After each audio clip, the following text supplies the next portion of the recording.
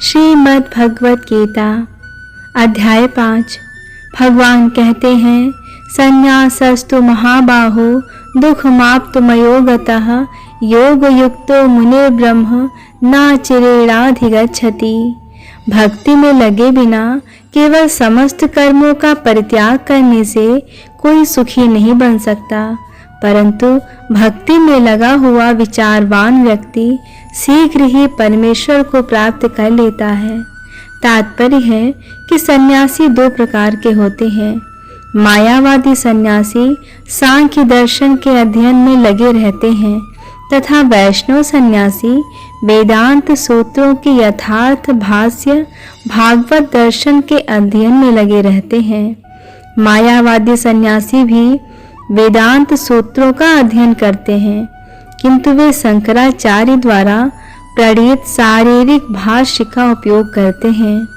भागवत संप्रदाय के छात्र 5 रात्र की विधि से भगवान की भक्ति में लगे रहते हैं। अतः वैष्णव सन्यासियों को भगवान की दिव्य सेवा के लिए अनेक प्रकार के कार्य करने होते हैं। उन्हें भौतिक कार्यों से कोई सरोकार नहीं रहता, किंतु तो भी वे भगवान की भक्ति में नाना प्रकार के कार्य करते हैं। किंतु मायावादी सन्यासी जो सांख्य तथा वेदांत के अध्ययन एवं चिंतन में लगे रहते हैं, वे भगवान की दिव्य भक्ति का आनंद नहीं उठा पाते, क्योंकि उनका अध्ययन अत्यंत जटिल हो जाता है। अतः वे कभी कभी ब्रह्म चिंतन से ऊबकर समुचित बोध के बिना ही भागवत की शरण ग्रहण करते हैं। फलस्वरूप श्रीमद् भागवत का भी अध्ययन उनके लिए कष्टकर होता है। मायावादी सन्यासियों का शुष्क चिंतन तथा कृत्रिम साधनों से निर्विशेष विवेचना उनके लिए व्यर्थ होती है। भक्ति में लगे हुए वैष्णव सन्यासी अपने दिव्य कर्मों को करते हुए प्रसन्न रहते हैं और यह भी निश्चित रहता है कि वे भगवत धाम को प्राप्त होंगे। मायावादी सन्यासी कभी कभी आत्म साक्षात्कार के पथ से नीचे गिर जाते हैं और फिर से समाज सेवा, परोपकार जैसे भौतिक कर्म में प्रवृत्त होते हैं। अतः निष्कर्ष यह निकला कि कृष्ण भावनामृत के कार्यों में लगे रहने वाले लोग ब्रह्म अब्रह्म विषयक साधारण चिंतन में लगे सन्यासियों से श्रेष्ठ हैं, यद्यपि वे भी अनेक जन्मों के बाद कृष्ण भावना भावित हो जाते हैं। भगवान कहते हैं, योग युक्तो विशुद्धात्मा विजितात्मा जितेंद्रियः सर्वभूतात्मभूतात्मा कुर्वन्नपि न लिप्यते। जो भक्ति भाव से कर्म करता है, जो विशुद्ध आत्मा है और अपने मन तथा इंद्रियों को वश में रखता है, वह सबों को प्रिय होता है और सभी लोग उसे प्रिय होते हैं। ऐसा व्यक्ति कर्म करता हुआ भी कभी नहीं बनता।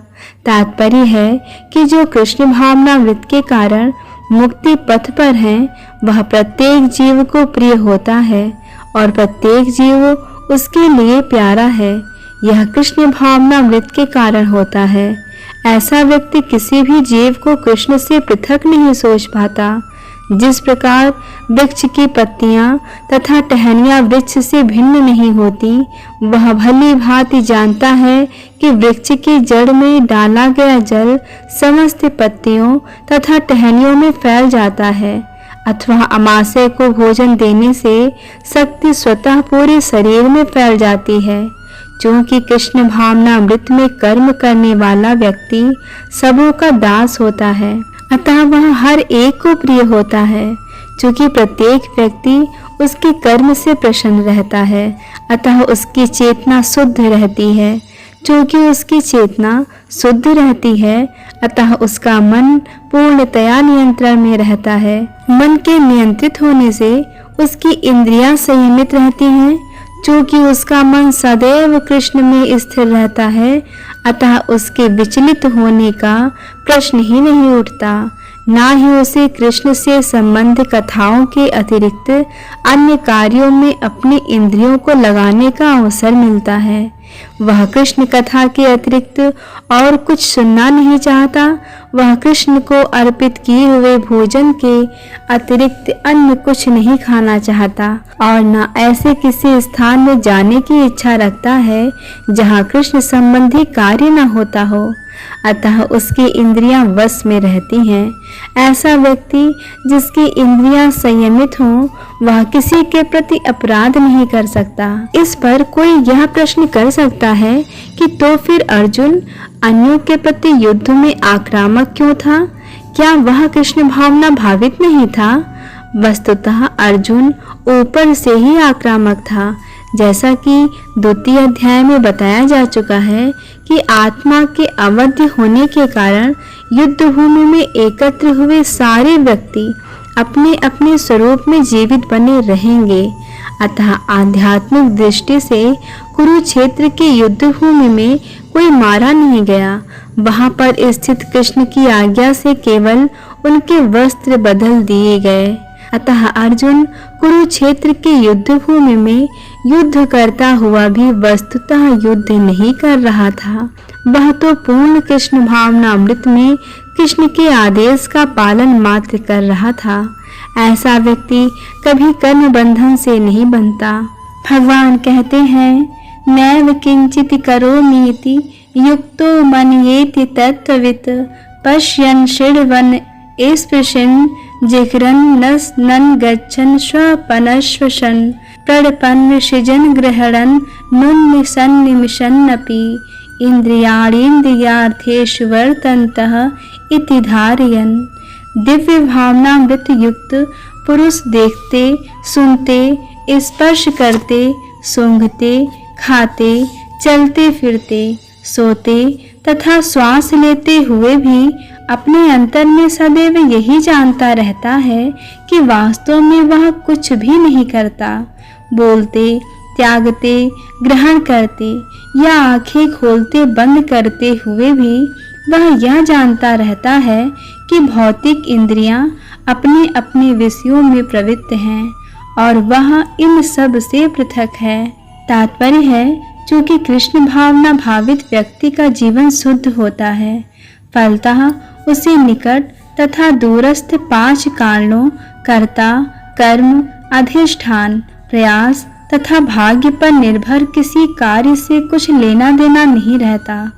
इसका कारण यही है कि वह भगवान की दिव्य सेवा में लगा रहता है। यद्यपि ऐसा प्रतीत होता है कि वह अपने शरीर तथा इंद्रियों से कर्म कर रहा है, किंतु वह अपनी वास्तविक स्थिति के प्रति सचेत रहता है, जो कि आध्यात्मिक व्यस्तता है। भौतिक चेतना में इंद्रियां इंद्रिय तृप्ति में लगी रहती हैं, किंतु कृष्ण भावनामृत में वे कृष्ण की इंद्रियों की तुष्टि में लगी रहती हैं। अतः कृष्ण भावना भावित व्यक्ति सदा मुक्त रहता है, भले ही वह ऊपर से भौतिक कार्यों में लगा हुआ दिखाई पड़े। देखने तथा सुनने के कार्य ज्ञानेंद्रियों के कर्म हैं, जबकि चलना, बोलना, मल त्यागना आदि कर्मेंद्रियों के कार्य हैं। कृष्ण भावना भावित व्यक्ति कभी भी इंद्रियों के कार्यों से प्रभावित नहीं होता। वह भगवत सेवा के अतिरिक्त कोई दूसरा कार्य नहीं कर सकता, क्योंकि उसे ज्ञात है कि वह भगवान का शाश्वत दास है। भगवान कहते हैं, ब्रह्मण्याधाय कर्माणि संगं त्यक्त्वा करोति यः लिप्यते नासा पापेन पद्मपत्रमिवाम्भसा। जो व्यक्ति कर्म फलों को परमेश्वर को समर्पित करके आसक्ति रहित होकर अपना कर्म करता है, वह पाप कर्मों से उसी प्रकार अप्रभावित रहता है जिस प्रकार कमल पत्र जल से अस्पृश्य रहता है। तात्पर्य है कि यहाँ पर ब्रह्मांड का अर्थ कृष्ण भावनामृत में है। यह भौतिक जगत प्रकृति के 3 गुणों की समग्र अभिव्यक्ति है, जिसे प्रधान की संज्ञा दी जाती है। वेद मंत्र से प्रकट है कि जगत की प्रत्येक वस्तु ब्रह्म की अभिव्यक्ति है, और यद्यपि कार्य भिन्न भिन्न रूप में प्रकट होते हैं, किंतु तो भी वे कारण से अभिन्न हैं। ईशोपनिषद में कहा गया है कि सारी वस्तुएं परम ब्रह्म या कृष्ण से संबंधित हैं, अतएव वे केवल उन्हीं की हैं। जो यह भली भांति जानता है कि प्रत्येक वस्तु कृष्ण की है और वे ही प्रत्येक वस्तु के स्वामी हैं, अतः प्रत्येक वस्तु भगवान की सेवा में ही नियोजित है।